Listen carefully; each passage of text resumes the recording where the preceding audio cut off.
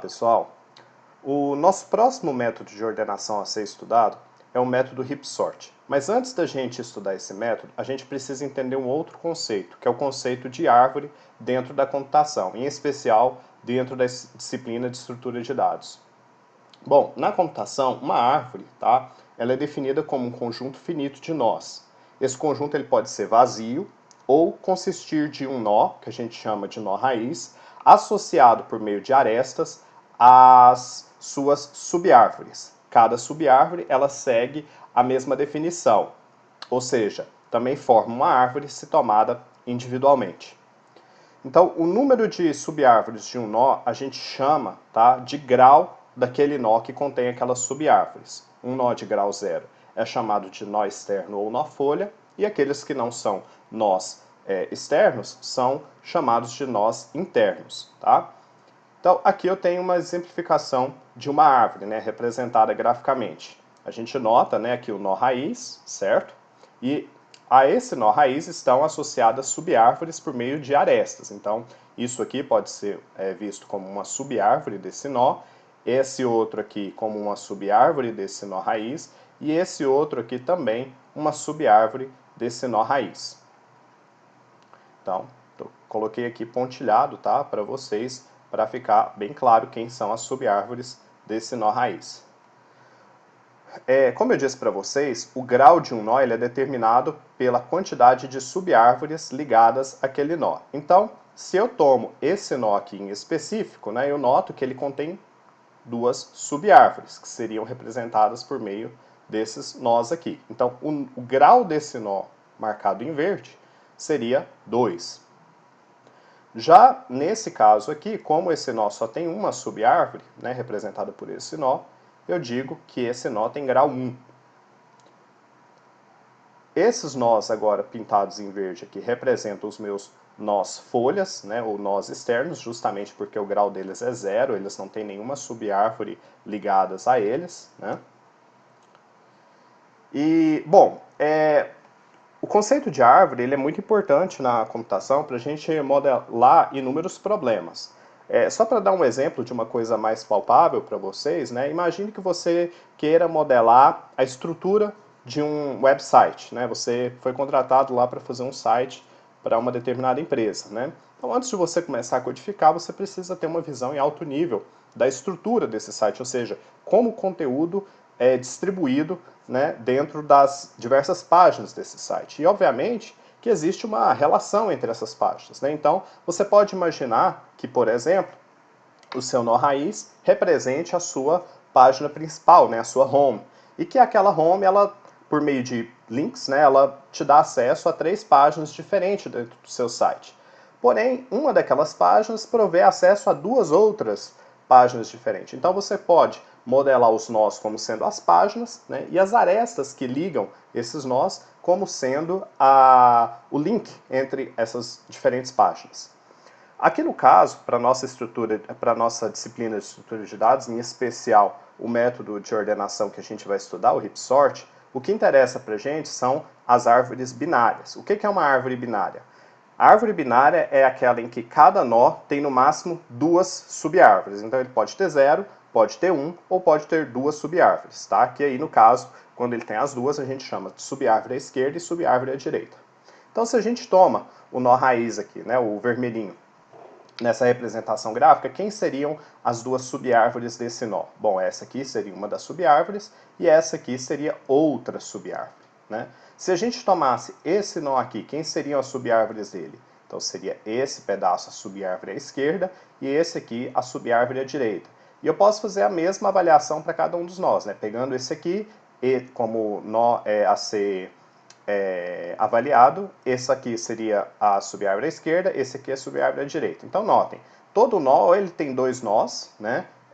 Desculpem, 2 subárvores, ou ele tem nenhuma, e também pode acontecer dele ter apenas uma subárvore, tá? Então aqui nesse caso aqui, por exemplo, deixa eu ver aqui, eu não tenho um exemplo assim, mas seria eu, por exemplo, colocar nesse nó aqui, né, uma outra subárvore aqui ligado somente à direita, tá ok? Bom, e por que é importante a gente estudar a árvore binária? Porque existe um conceito que depende dessa modelagem que a gente chama de heap. tá? Então, o que é um heap? Né? O heap não necessariamente ele precisa ser modelado como uma árvore, mas a gente vai ver, né, mais adiante que a ideia de árvore ajuda bastante a trabalhar com o heap. Mas a definição de heap ela não é necessariamente ligada à definição de árvore binária. Tá? Então, qual que seria a definição estrita, né, a definição teórica de um heap? É simplesmente uma sequência de itens, né? Então a gente pode imaginar uma sequência de registros com chaves C1, C2 até Cn, tal que a chave CI vai ser maior ou igual à chave C de 2i e também vai ser maior ou igual à chave de C2i mais 1. Então, isso valeria para todo i variando de 1 até n sobre 2, certo? Então isso aqui é importante. Então vamos pegar essa sequência aqui para avaliar se ela forma um heap, né? Se eu pego, por exemplo, a chave, né, do primeiro registro, ela tem que ser maior do que a chave do registro que está na posição 2i do que está na posição 2i mais 1. Portanto, ela tem que ser maior do que a chave que está no registro na casa 2 e na casa 3. S é maior do que R do que O? É maior, né? Se a gente pega a sequência alfabética, a gente vai ver que o S vem depois do R e do O. Então, a propriedade de heap foi mantida. Vamos pegar agora o R, né? A chave desse registro tem que ser maior do que aquele que está na posição 2i em relação a ele e também aquele que está na posição 2i mais 1. Quem é que está na posição 2i? Seria, bom, essa posição 2, então seria aquele que está na posição 4, que é o E. R é maior do que E? Verdadeiro. R também tem que ser maior do que quem? Do que aquele que está na posição 5, que é o N. Então, também foi mantida a propriedade de heap. Vamos pegar o próximo, O. Né? O é maior do que aquele registro que está na posição 2i, então aqui sendo a casa 3, eu vou olhar a casa 6, né? 4, 5, 6. O é maior do que A, ok, foi mantido. Quem mais que ele tem que ser maior? Do que aquele que está na posição 2i mais 1, que seria o nosso D, né? Está na casa 7. Então, 3, 4, 5, 6, 7. O é maior do que D, beleza. Então, a gente sabe, né, que isso tem que ser verdadeiro para ir variando de 1 até n sobre 2. Então, aqui essa aqui é uma divisão inteira. No nosso caso, aqui o nosso conjunto tem 7 registros, né? 1, 2, 3, 4, 5, 6, 7. Então, seria o quê? Até o registro 3. Então, até o registro O, essa propriedade foi mantida. Então, a gente sabe que isso aqui, né, como ele foi mantido para o S, para o R e para o O, isso aqui forma um heap, beleza? É isso, o heap é isso. Mas a gente pode representar ele por meio de uma árvore binária, né? Então, olha só, a gente tem aqui, né, a ilustração daquele mesmo conjunto, né? Aqui tem o S, aqui tem o R, aqui tem o O, aqui tem o E, o N, o A e o D. Então, o que acontece? Quando a gente olha aqui para essa representação em árvore binária, a gente nota que as chaves em cada nó são maiores do que a chave em seus filhos, né? O filho de um nó é justamente aquele nó ligado ali diretamente a ele, né, e que dá origem a uma subárvore. Então seria aqui o R e o O, por exemplo, o filho de S, tá? Então a gente nota que, por exemplo, se eu pego o R, né, quem são os filhos de R? O E e o N. Então o R ele é maior do que o E e do que o N. Né? Isso também vale para o S. Né? O S é nó pai, né, do R e do O. Então ele tem que ser maior do que o R e do que o O. E é isso que acontece, né? Isso vai se manter. O O, né, ele é maior do que os seus filhos? Sim, né, ele é maior do que o A e do que o D. Então, sempre que a gente tiver um heap ilustrado por meio de uma árvore binária, a gente tem uma conclusão, né, que a gente chega, que é o quê? A chave no nó raiz é a maior chave do conjunto. Se você quer saber qual que é a maior chave dessa árvore aqui, é só você olhar na raiz, que ele vai ser o maior de todos. Beleza? E aí, qual que seria a equivalência, né, entre as duas representações? Ou seja, aquela de forma de árvore e a em forma de arranjo, né, de vetor. Bom, é só você seguir essa propriedade. Os filhos de um nó i, né, aqui no nosso vetor, estão nas posições 2i e 2i mais 1. Então, se eu olho aqui, né, quem seriam os filhos de S na nossa árvore binária? Né? Seriam aqueles que estão na posição 2i e 2i mais 1, ou seja, o R e o O. Né? Então, eu venho aqui e desenho a aresta ligando, né, o nó R e o nó O. Imagina que eu estou construindo pela primeira vez essa árvore binária. E aí depois eu repito esse processo. Quem seriam então os filhos de R? Seria aquele que está na posição 2i, 2i mais 1. É a propriedade do heap, né? Não tem erro. Então seria o que está na casa 4 e na casa 5, que é o E e o N. Então vem aqui, desenho o E, né, e desenho o N. Então, a maior chave, né, raiz da árvore, está sempre na posição 1 do vetor, como eu disse para vocês, tá? Uma outra forma de você desenhar isso aqui mais rápido é simplesmente você pegar, tá?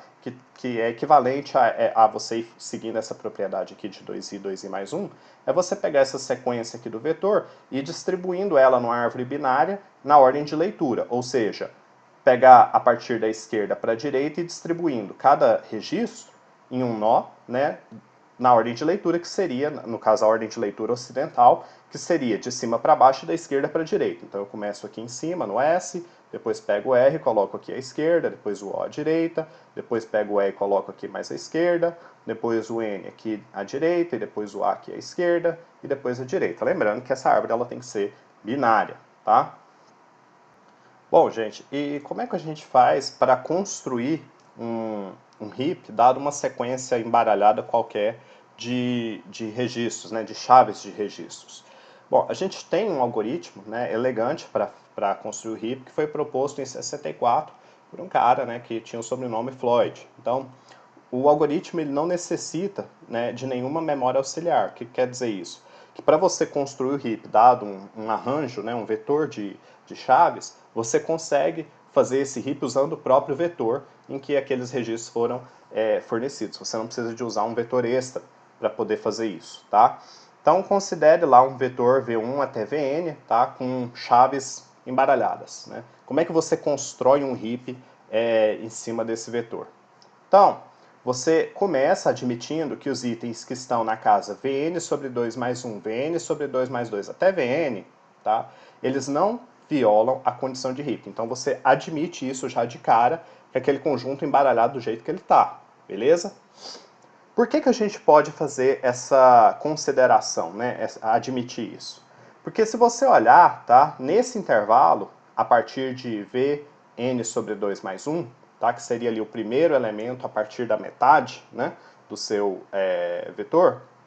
Se você olhar, esse intervalo que vai dali, né? De n sobre 2 mais 1 até n, ele nesse intervalo não existe dois índices i e j, tais que j seja igual a 2i ou j seja igual a 2i mais 1, que define lá a propriedade de heap. Então, o que eu estou dizendo?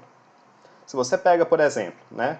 Então, quem que seria aqui no caso desse vetor aqui, né, de 7 casas, né, começando aqui com O e terminando com S? Quem que seria o elemento n sobre 2 mais 1? N sobre 2 a gente sabe que é 7 dividido por 2, quociente inteiro dá 3, né? Então 3 mais 1, 4. Então seria essa casa aqui. Então, se eu olhar aqui, né, para essa casa 4, né, eu vou ver que se eu tentar analisar quem seriam os filhos, né, de E, né, na nossa árvore binária que representa o heap, eu teria que olhar o elemento que está na casa 2i, que seria a casa 8, e 2i mais 1, que é o que está na casa 9. Mas existe casa 8 e casa 9 nesse vetor? Não existe. Então o que a gente já percebe com isso, né? Que esse nó aqui ele não vai ter filhos na hora que a gente representar a árvore binária, né? Então se você desenhar, você vai reparar que o E ele é um nó, o quê? Folha. Ele é um nó externo, tá? Ele não tem nenhum filho, o grau dele é 0. A mesma coisa acontece com o nó que está na casa 5, tá? Que é o N. Então, os filhos deles seriam quem? Os registros, né, que estão na casa 10 e 11. Só que existe 10 e 11 nesse vetor? Também não existe. Então, a partir do 4, tá? Todos os nós que estão ali à direita são nós folhas, tá? A partir da casa n sobre 2 mais 1. Isso vale para qualquer vetor, tá? Então, o que acontece? Se a gente sabe que daqui para frente o nosso heap está pronto, né, não tem que, como se diz, mexer nada entre esses registros aqui, né? Se a gente admite isso ali de cara, o que basta a gente fazer? A gente só precisa organizar o heap da posição Vn sobre 2 para trás. Ou seja, daqui da casa 3 para cá. Então, eu admito que a partir da casa n sobre 2 mais 1 está tudo pré-arrumado, né? Já está pré-pronto. E aí eu só vou caminhando para trás e verificando se a propriedade é mantida, né, em relação àqueles itens que estão ali antes da minha linha de divisão, tá? Se não tiver, aí eu arranjo. Então vamos lá, vamos ver como é que funciona isso. Então imaginando aqui, né, que de V4 a V7 já forma um heap, eu vou fazer o quê? Eu vou estender aquele limite, olha lá, né, a linha estava marcando aqui, eu vou estender ele uma casa para a esquerda, né? Então vou englobar aqui o registro que estaria na minha casa 3, que era o D. Quando eu estendo, né, a minha linha para cá, e aí eu admito que o D tem que entrar no heap, aí eu tenho que verificar. Esse D, ele forma um heap em relação aos filhos dele. Quem são os filhos dele? Os elementos que estão na casa 6 e 7, que é esse A e esse S. Bom, então ele tem, para ele manter a propriedade heap, a gente sabe que ele tem que ser maior do que esses registros que estão na casa 6 e 7. D é maior do que A e do que S? Bom, ele até é maior do que A, mas ele é maior do que S? Não é. Então, a condição do heap foi violada. O que a gente tem que fazer? A gente tem que refazer o heap trocando o D com o S, para que o S, que é o filho maior do que aquele que era o pai até então, né, possa substituir ele, possa ser promovido a pai e esse D passe a ser filho dele, tá? No caso do S. Então, foi o que aconteceu aqui nessa etapa aqui, né? Eu coloquei o S aqui, né, e o D para cá quando eu incluí o 3, né, a casa 3 no meu heap. Isso aqui eu estou fazendo a análise usando só o arranjo, né? Então, vamos lá. O item R, né? Eu fiz o posicionamento correto do S, estendo novamente o heap à esquerda, né? Então, estava marcando ali a divisão, né? Até a casa 3, agora eu vou, né, até a casa 2, caminhando à esquerda. Então, opa. Então, vamos lá. Incluir quem agora? Incluir o R, né? O R é maior do que os seus filhos, então, a casa dele é 2, eu tenho que olhar para a casa 4 e 5. Quem é que está na casa 4 e 5? O E e o N. R é maior do que E? R é maior do que E. R é maior do que N? Também é maior do que N. Então, propriedade do heap está ok aqui, né? A gente não precisa mexer, tá ok? Bom, e aí por fim a gente inclui o O, né? O O é o nosso primeiro registro, né? E aí eu olho para os filhos dele, que são, no caso, o registro que está na casa 2, que é o R, e o registro que está na casa 3, que é o S. Então, vamos lá, O é maior do que R do que S? Bom, a gente sabe que não, né? Que o O ele é menor do que o R e também é menor do que o S. O que eu vou fazer? Bom, primeira coisa, né? A gente viu que o heap foi violado, e aqui no caso ele foi violado, né, nos dois casos, tanto para o filho à esquerda quanto para o filho à direita aqui, né? Da casa 2 e da casa 3. Então, o que eu vou fazer? Eu vou promover a maior entre os filhos. Então, entre o R e o S, né, a gente sabe que o S ele vem por último na ordem alfabética, portanto a chave seria maior, né? Então, eu vou promover o S no lugar do O. Passo o S para cá, o O vem para o lugar em que estava o S. Então, agora a gente sabe que o S é maior do que o R e é maior do que o O, né? E a propriedade de heap está mantida novamente.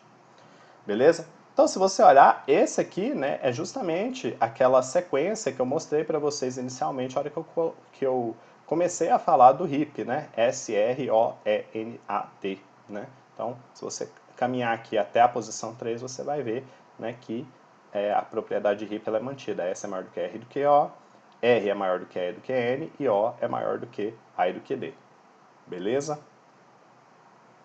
Fazendo isso usando a árvore, né? Então vou construir o heap, tá? Sobre aquele mesmo conjunto inicial embaralhado, né? Só que agora ao invés de eu usar o arranjo, eu vou usar a estrutura de árvore. Então, vou pegar aquela sequência O, R, D, E, N, A, S, né? E vou distribuir ela numa árvore binária na ordem de leitura. Então, coloco o O aqui na primeira casa, o R aqui, o D aqui, o E aqui, o N aqui, o A aqui, o S aqui. Beleza? Então, distribuir aquela sequência embaralhada numa árvore binária. O que eu vou fazer agora? Então, a gente sabe, né, que aqueles nós, que são nós folhas da nossa árvore binária, né, eles não têm filhos, portanto, não tem como analisar a propriedade heap.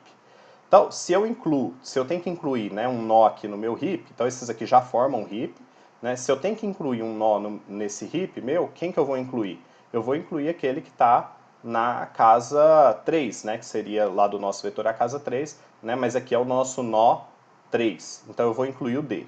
Incluir o D, o que eu faço? Analiso se esse D é maior do que os seus filhos. Então D é maior do que A? É maior do que A, mas ele é maior do que S? Não é. Então o que eu faço? Troco ele com S. Beleza? Violou a condição de heap, troquei. Bom, agora o heap foi mantido, eu incluo o próximo nó, né? Assim, olhando, né, para trás ali na nossa árvore. Então, quem que seria o próximo nó? Seria o nó que está na casa 2. Né? Então, vem para cá. O R, ele é maior do que os seus filhos, do que o E e do que o N? ele é maior do que o E e maior do que o N. Então, a propriedade do heap está mantida, né? E aí eu venho e incluo O e analiso. O é maior do que os seus filhos? A gente sabe que não, né? E no caso, ele é menor do que os dois. Então, quem que eu vou promover, o R ou o S? Eu vou promover o filho maior, que seria o filho S. Então, eu venho aqui, né, verifico aqui que foi violado e troco, beleza? Então agora eu tenho um heap completo, né, formado na minha árvore binária. Beleza, pessoal? Então dá para fazer usando o vetor e dá para fazer usando a árvore, né, das duas formas. Bom, então o que eu quero que vocês façam, né? A gente ainda não viu o método heap sort, tá, pessoal? Isso aqui é só para vocês entenderem o que é um heap, porque a gente, na nossa próxima aula, vai falar sobre o método heap sort.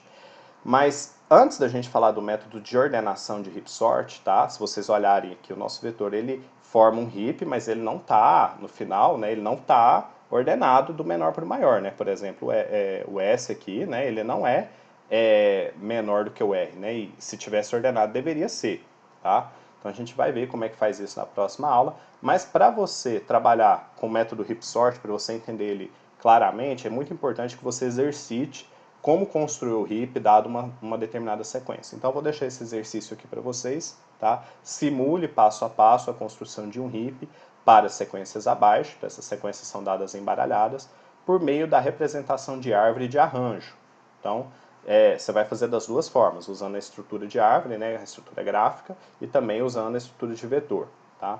Na resposta, eu quero que vocês exibam somente as movimentações de registros a cada passo. Tá? Então, movimentou um registro, você ilustra. Beleza? Então é isso, vocês vão fazer isso para sequência formada pelas letras aqui que formam a palavra Portela, depois para essa outra aqui, né, Hamburg, e depois para esses números aqui, tá ok? Então vou deixar esse exercício aí, pratiquem, façam todos eles, porque aí na próxima aula a gente fala sobre heap sort e aí vocês vão entender de forma bem clara. Então é isso, pessoal. Agradeço a atenção de todos vocês, tá? E até a próxima. Tchau.